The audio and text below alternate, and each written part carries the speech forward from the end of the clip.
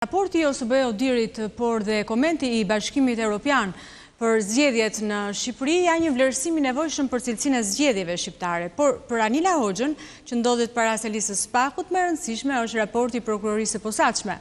Anila, të përshëndes, na trego pak më shumë për hetimet dhe për ndalimet që janë bërë nga SPAK për krimet zgjedhore. Të dhënat hetimore të dy prokurorive, njëra e posaçme dhe tjetra e përgjithshme, tregojnë se statistikisht prokurorit dhe prokurorët kanë hetuar në masë dhe po vlerësojnë me seriozitet çdo kallëzim, qoftë ai subjekteve politike apo edhe i qytetarëve apo edhe të nisur kryesisht. Megjithatë, statistikisht, kjo është një edhën tjetër nga ajo që rezulton nga dosjet që janë në proces dhe për të cilat pritet ende të ketë rezultate. Prokuroria e përgjithshme doli gjatë ditës me një buletin për publikun, duke treguar, sipas të dhënave statistikore, se ka patur 87 kallëzime, nga të cilat mban hapur 34 procedime penale në të gjithë vendin. Nga prokurori, ku kuptohet qartë se prokurorit që kanë më tepër hetime, por që ende nuk i kanë mbyllur, vazhdojnë të jenë Lezhë, nga ana tjetër Dibra, që ka një numër të lartë procedime që janë vlerësuar se duhen hetuar, me një shifër prej 15 çështjesh të hapura, Vlora dhe më tej Elbasani.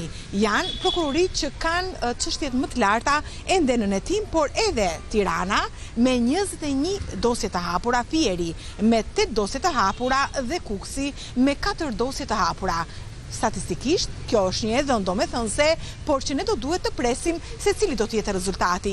Për prokurorin e përgjithshme, gjatë kësaj situate elektorale, sidomos gjatë ditës së zgjedhjes, është shënuar në të gjithë vendin një numër prej 7 personash të arrestuar, ku kryesojnë ata qytetarë të cilët fotografuan votën, pra fshehën fshehtësinë e votës, ndërsa në gjykatën e posaçme vazhdojnë të jenë të hapura 39 dosje të cilat janë kryesisht për korrupsion në zgjedhje, pra për shitblerje të votës, sikurse ishte sot gjatë ditës në masën e sigurisë të mbajtur me dyert të mbyllura, edhe shtetasi Pandeli Bozha, për të cilin prokuroria e posaçme zonja Doloreza Musabelliu kërkoi masën e arrestit shtëpiak për shkak të moshës së tij, por edhe për shkak të gjendjes shëndetësore. Ai është babai një kandidate për këto zgjedhje, ndërkohë që gjykata e miratoi dhe vendosi arrest shtëpiak. Linja për ju.